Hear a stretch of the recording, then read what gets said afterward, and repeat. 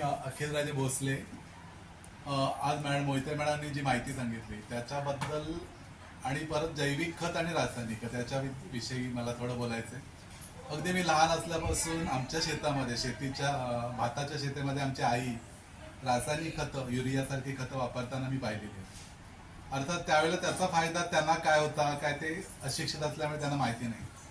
पण आजचा जर शेतकरी बघितला आपण तर तो सुजाण झालेला आहे आणि त्यामुळे रासायनिक खतांचं दुष्परिणाम काय आहेत हे नक्कीच त्याला कळलेलं आहे आणि त्यामुळे आजचा शेतकरी हा जैविक खताकडे वळलेला आहे. आज मी मुंबईमध्ये होतो पण गेले वर्षभर गावामध्ये राहतोय आणि 4 महिन्यापूर्वी मी स्वतः प्रयोग केला होता. माझ्या घराजवळ मी कलिंगड आणखी काही भाजीपालाची लागवड केली आणि यामध्ये जैविक खताचा 100% वापर केला आणि याचा फायदा असा झाला मला की 2 ते 2.5 महिन्यामध्ये मला 50 ते 60 कलिंगड सुंदर उत्तमरित्या 8.5 ते 9 किलोची मिळाली. काहींनी पाहिले खाल्लेली पण आहे. आणि त्याचबरोबर भाजीपाला जो आहे हा भाजीपाला सुद्धा उत्तमरित्या मिळालेला आहे.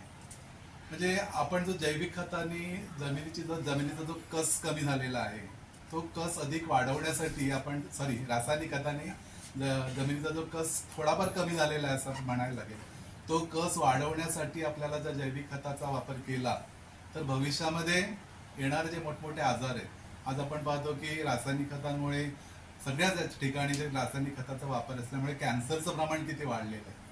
आता हे प्रमाण वाढल्यामुळे लोक आता जैविक खतांकडे वळलेले आणि त्यामुळे जैविक खतांचा वापर जर मोठ्या प्रमाणात केला शेतकऱ्यांनी तर भविष्यामध्ये त्यांनाच फायदा आहे पण भविष्यातील पिढीला सुद्धा त्याचा मोठ्या प्रमाणात फायदा होणार.